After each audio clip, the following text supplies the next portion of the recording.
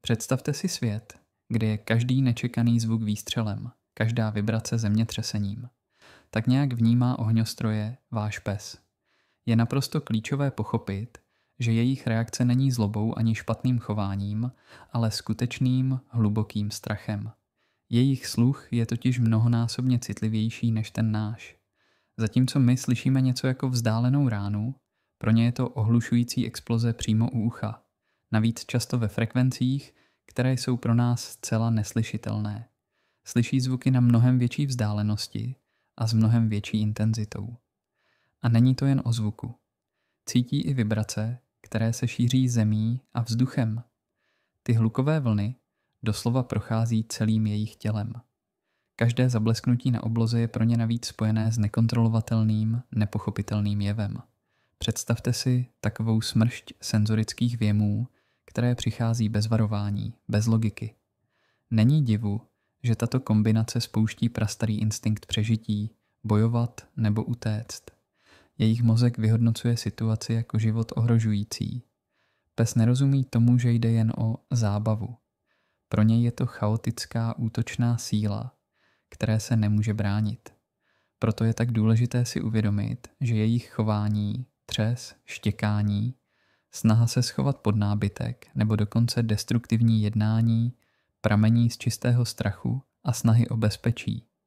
Když si uvědomíme tuto hloubku jejich vnímání, je nám jasné, že je třeba jednat aktivně, nikoliv jen pasivně uklidňovat.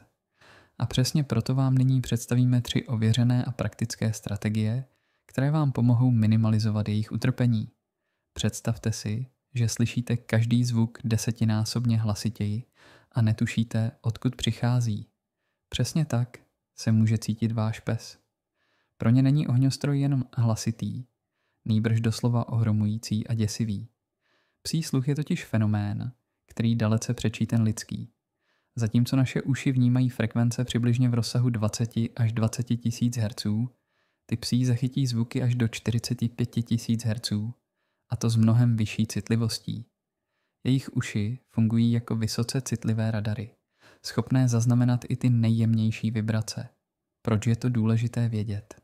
Protože hlasitá rána, která pro nás představuje jen okamžik nepohodlí, je pro psa skutečným nárazem, který se násobí desítkami decibelů a cítí jej celým tělem. To samo o sobě by stačilo, ale je tu ještě jeden, snad ještě zásadnější aspekt. Nepředvídatelnost. Ohňostroje přicházejí bez varování, v nepravidelných intervalech, z neznámých směrů a s proměnlivou intenzitou. Pes nemá žádnou možnost zdroj zvuku lokalizovat a vyhodnotit ho jako neškodný. Pro jeho prastarý instinkt je to hrozba bez zjevného nepřítele, spouštějící prvotní reakci bojuj nebo uteč. Není divu, že mnoho psů volí tu druhou možnost, utíkají, schovávají se nebo se třesou strachy. Co když k tomu přidáme genetickou predispozici k úzkostem nebo třeba negativní zkušenosti z mládí, které se uloží hluboko do psí paměti? Pak už se nejedná jen o přecitlivělost na zvuk, ale o plnohodnotnou fobii, kdy slabší podnět vyvolá v mozku falešný poplach, jenž způsobí skutečné utrpení. Když tedy chápeme, že nejde o rozmazlenost, ale o skutečnou instinktivní reakci na ohromující podnět, můžeme k řešení přistupovat s větším soucitem a efektivitou. Každý tvor, člověka nevyjímaje, hledá v době ohrožení bezpečné místo. Pro vašeho psa můžeme takové místo aktivně vytvořit. Říkejme mu pevnost bezpečí. Proč se psi instinktivně stahují do malých uzavřených prostor? Vzpomeňte si na jejich divoké předky, vlky a divoké psy. Ti si pro klid, bezpečí a odchov mláďat vyhrabávali nory. Tato hluboce zakořeněná potřeba doupěte je s námi dodnes a umožňuje našim domácím mazlíčkům najít útočiště před vnějším světem. Vytvořením takového prostoru cíleně využíváme jejich přirozené instinkty k jejich uklidnění. Výběr správného místa pro tuto klidovou zónu je naprosto esenciální. Ideální je místnost, která nemá okna, nebo je alespoň ve středu domu, co nejdále od rušných ulic, hluku a velkého provozu. Chceme, aby byla co nejvíce tichá a tmavá, poskytující psovi pocit izolace a ochrany. Může to být třeba komora, klidný kout ve sklepě nebo i koupelna, pokud je tam dostatek prostoru a pocit bezpečí. Důležité je, aby si pes mohl skutečně odpočinout, aniž by byl rušen vizuálními nebo zvukovými podněty zvenčí. Jakmile máme vybrané místo, je čas na vybavení našeho bunkru klidu. Připravte pohodlný pelíšek nebo měkkou deku, která bude psovi příjemná na dotek. Přidejte několik jeho oblíbených hraček, které ho dokážou zabavit a odpoutat pozornost. Klíčovým prvkem je však kus vašeho oblečení, který nese váš známý pach. Může to být staré tričko nebo svetr. Vědecké studie ukazují, že známé pachy majitele pomáhají prokazatelně snižovat hladinu stresového hormonu kortizolu u psů, což přispívá k jejich celkové pohodě a pocitu bezpečí. Ujistěte se, že vše je umístěno tak, aby se pes cítil útulně a nic ho nerušilo. Pamatujte, cílem není vytvořit vězení, nýbrž oázu klidu. Dopřejte psovi dostatek času, aby si toto místo prozkoumal, zvykl si na něj a spojil si ho s absolutním klidem a pohodou dávno předtím, než vypukne silvestrovský chaos. Mít pevnost je jedna věc, ale jak psa naučit jí milovat a používat, to je klíčový krok, na který se podíváme právě teď. Postavili jsme pevnost, ale jak do ní dostat krále? Rozhodně ne násilím. Klíčem je pozitivní asociace a trpělivost, která se vám mnohonásobně vrátí. Zapomeňte na den D a myslete dopředu, ideálně byste s tréninkem měli začít týdny, ne dny před Silvestrem.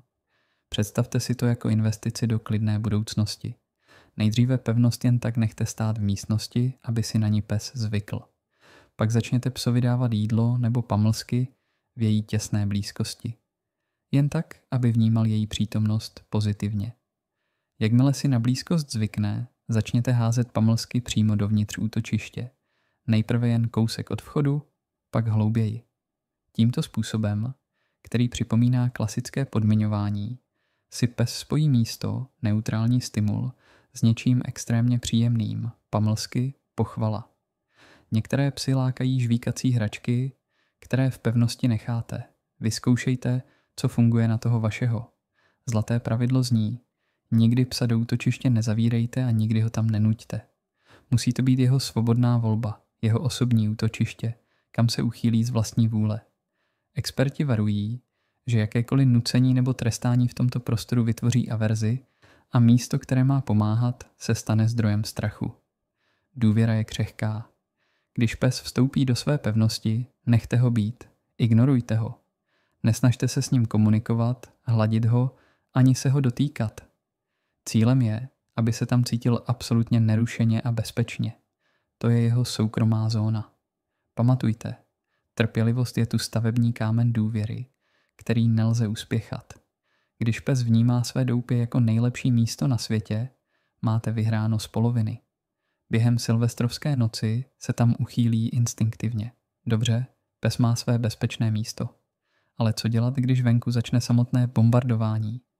Přichází na řadu druhá strategie, aktivní management situace. Přichází večer a s ním první rány. V tu chvíli je potřeba aktivovat váš obranný plán s precizností a klidem. Vaše připravenost a chování v danou noc jsou naprosto klíčové. Začněte stavbou neviditelné zvukové zdi. Zapněte televizi, rádio nebo speciální uklidňující hudbu pro psy, a to na dostatečnou hlasitost, aby se přehlušily venkovní detonace. Efektivní je i použití bílého šumu, který dokáže maskovat rušivé zvuky a poskytnout psům pocit bezpečí. Nezapomeňte zatemnit okna a zatáhnout závěsy. Eliminujete tak rušivé záblesky, které mohou být pro citlivé psy stejně stresující jako samotný hluk. Poslední venčení naplánujte ještě za plného světla, dlouho předtím, než začne hlavní nápor pyrotechniky. Stejně tak krmení, nasytit by se měl dříve, než chaos propukne naplno. Psi jsou mistry v čtení řeči našeho těla a vnímání našich emocí. Proto je naprosto zásadní, abyste se chovali klidně a sebejistě. Pokud panikaříte vy, panikaří i váš pes. Nabídněte mu tichou, uklidňující společnost, ale vyhněte se přehnanému litování nebo utěšování. To by mohlo jeho strach jen potvrdit jako oprávněný. Pokud je váš pes v dané situaci alespoň trochu schopen soustředit se, nabídněte mu aktivní rozptýlení. Může to být čichací kobereček, oblíbená plnící hračka z pamlsky nebo jednoduchý trénink triků, které už dobře zná. Cílem je přesměrovat jeho pozornost a nabídnout mu pocit, že se děje něco normálního a příjemného. Tato opatření mohou dramaticky snížit intenzitu prožívaného stresu. Fungují jako štít proti chaosu venku, dávají vašemu psovi útočiště v bouři. Ale co když chcete problém řešit skutečně od kořene a nejen hasit požár každý rok? K tomu slouží naše třetí dlouhodobá strategie. Představte si, že by zvuk ohňostroje pro vašeho psa neznamenal hrozbu, ale příchod pamlsku. Zní to jako sci-fi? Není. Jmenuje se to protipodmiňování a desenzitizace. Jde o postupné, kontrolované vystavování psa zvuku, který mu způsobuje strach, ale na tak nízké intenzitě, že je pro něj sotva slyšitelný nebo zcela snesitelný. Cílem je zvyknout si na podnět, aniž by vyvolal stresovou reakci. Zároveň s tím přichází protipodmiňování, proces, kdy psovi pomůžeme změnit jeho emocionální reakci na daný zvuk. Místo strachu se naučí spojovat zvuk s něčím extrémně příjemným. S nejlepšími pamlsky, které by za normálních okolností nedostal. S oblíbenou hračkou, která se objeví jenom při tomto tréninku. Nebo s intenzivní hrou, kterou zbožňuje. V podstatě mu dáváte očkování proti strachu. Přepisujete negativní asociaci na pozitivní. Jak na to prakticky? Základem jsou zvukové nahrávky. Na internetu, ať už na YouTube nebo streamovacích službách jako Spotify, najdete množství simulovaných zvuků ohňostrojů, bouřek nebo jiných hlasitých jevů. Začněte na absolutně minimální hlasitosti, takové, kterou sotva vnímáte vy a váš pes na ní nereaguje vůbec. V okamžiku, kdy zvuk začne hrát, nabídněte psovi pamlsek. Když zvuk přestane, pamlsek zmizí. Vytváříte tak silnou vazbu. Zvuk, česk, odměna. Pozor! Klíčové je sledovat řeč těla psa. Nesmí jevit známky stresu, žádné olizování pisků, zívání, vrtění ocasem stažené mezi nohy, schovávání se. Pokud zaznamenáte jakékoliv napětí, hlasitost je příliš vysoká. Okamžitě ji snižte. Pokračujte jen v případě, že je pes naprosto uvolněný a pozitivně naladěný. Postupujte neuvěřitelně pomalu. Můžete si představit, že hlasitost zvuku je stupnice odvahy, po které postupujete mikrokrůčky. Typický plán může zahrnovat 5-10 minut denně s navýšením hlasitosti o pouhý 1% obden. Zní to úmorně? Možná. Ale je to ověřený vědecký přístup, který se využívá i v lidské behaviorální terapii fobií. A kdy s tím začít? Rozhodně ne týden před Silvestrem, kdy už je vzduch plný petard. Tato dlouhodobá příprava vyžaduje týdny, spíše měsíce pravidelného tréninku. Ideální je začít na konci léta nebo na podzim, abyste měli dostatek času na postupné a efektivní budování odolnosti. Tato strategie vyžaduje čas a trpělivost, ale je to jediný způsob, jak skutečně změnit vnímání zvuku v mozku psa a vyřešit problém trvale, od základů. Nyní znáte 3 pilíře úspěchu. Aby ale byly skutečně účinné, musíte se vyvarovat několika běžných chyb, které mohou veškerou vaši snahu sabotovat. V dobré víře se často dopouštíme chyb, které strach našeho psa paradoxně posilují. Jako jeho opora chceme pomoci, ale nevědomky můžeme situaci jen zhoršovat. Pojďme se podívat na 3 největší prohřešky, kterým je třeba se za každou cenu vyhnout. Pokud pes v panice štěká, kňučí nebo se třese a vy ho za to trestáte, děláte obrovskou chybu. Proč? Strach je emoce, nikoli záměrné špatné chování. Trest psa jen ještě více vyděsí. Přidáváte další negativní asociaci k už tak nepříjemné situaci. Místo úlevy pes zažívá další stres, který ho učí, že vy nejste bezpečný přístav, ale zdroj další bolesti. Je to jako přilévat olej do ohně. Pes se tak může dostat do stavu naučené bezmoci, kdy se snaží své reakce skrývat, což ale neznamená, že se cítí lépe. Naopak jeho fobie se vnitřně prohlubuje. Zní to paradoxně, že? Když vidíme svého psa vyděšeného, naše první instinkt je ho obejmout, hladit a šeptat mu konejšivá slova jako chudáčku. Jenže z pohledu psa to vypadá jinak. On nerozumí slovům, ale vnímá vaši energii a chování. Pokud ho v panické náladě zahrnujete přehnanou pozorností a lítostí, pes si to může vyložit jako pochvalu nebo posílení jeho ustrašeného chování. Jako byste mu říkali, výborně, že se bojíš, to je správně. Namísto toho, abyste ho uklidnili, ho vlastně učíte, že strach je chování, které si zaslouží odměnu a pozornost. Někteří majitelé se snaží strach svého psa jednoduše ignorovat v domnění, že to psovi pomůže překonat se, nebo že to je jen psí hloupost. Jiní se snaží strach zlehčovat nebo se psovi vysmívají. Nic z toho nefunguje. Pes, který se bojí, potřebuje cítit vaši klidnou a sebejistou podporu, ne odvrácení nebo výsměch. Ignorováním ho učíte, že v těžkých chvílích na vás nemůže spolehnout. Váš pes potřebuje vědět, že jste tam pro něj jako stabilní bod, maják v bouři, který mu ukazuje cestu k bezpečí. Správná reakce je tedy klidná, sebejistá přítomnost, která nenutí, ale dává najevo, že vše je pod kontrolou. Jste jeho vůdce smečky, ukažte mu, že se nic neděje a že jste jeho oporou. Když základní strategie pro zvládání strachu vašeho psa nestačí, existuje naštěstí arzenál dalších pomocníků. Považujte je za důležitou podporu, berličku v těžkých chvíli, ne však za kouzelné řešení, které by nahradilo trpělivost a trénink. Všechny níže uvedené možnosti byste navíc vždy měli konzultovat s vaším veterinářem. Jednou z cest jsou přírodní doplňky. Oblíbený je například L-tryptofan, aminokyselina, která je prekurzorem serotoninu, neurotransmiteru zodpovědného za dobrou náladu a pocity štěstí. Podobně může působit i CBD olej pro zvířata, který dokáže modulovat endokanabinoidní systém a pomoci s relaxací, aniž by způsobil letargii.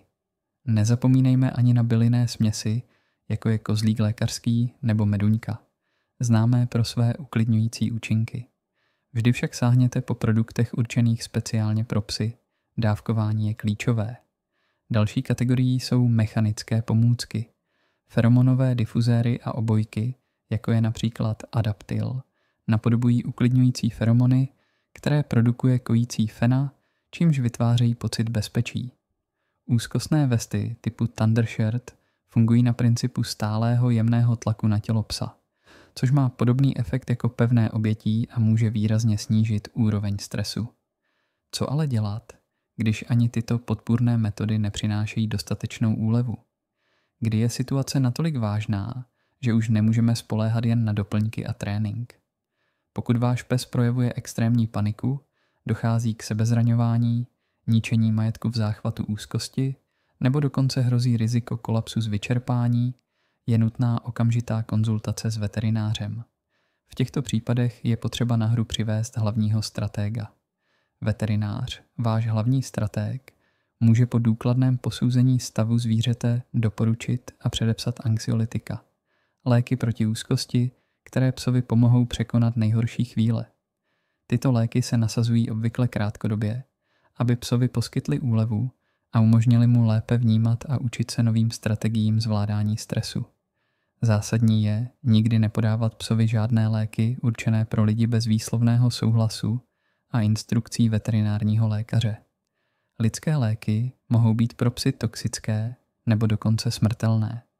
Pamatujte, cílem není psa utlumit nebo ho tam nadopovat, ale snížit jeho úzkost na zvládnutelnou úroveň, aby mohl žít plnohodnotný život. Vždy se poraďte s odborníkem, protože on zná vašeho psa a jeho specifické potřeby nejlépe. Prošli jsme si obrovské množství informací, teoretických i praktických tipů, jak pomoci vašemu psovi. Pojďme si to na závěr všechno přehledně shrnout a dát dohromady váš osobní plán pro klidný Silvestr. Blížíme se do finále.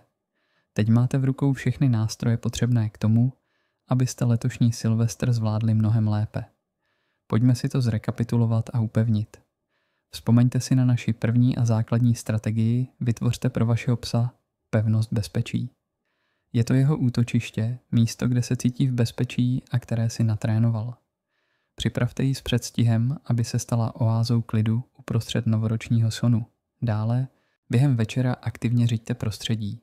Ovládejte zvuky, regulujte světla a hlavně udržujte svůj vlastní klid. Vaše rozvaha je pro psa majákem v bouři, ujištěním, že vše je v pořádku. Nezapomeňte, že vy jste ten, kdo udává tón. A nakonec pro trvalé řešení nezapomeňte na dlouhodobý trénink desenzitizace. Každý rok může být lepší, pokud budete na strachu pracovat systematicky a s láskou. Nejdůležitější pravidlo zůstává neměnné. Buďte pro svého psa klidným a sebejistým vůdcem, kterého potřebuje. I malý pokrok je obrovský úspěch a stojí za oslavu. Vaše úsilí nejen zmírní stres, ale také prohloubí vaše vzájemné, nerozbitné pouto. Každý rok tak může Silvestr představovat méně obav a více společně strávených, klidných chvil.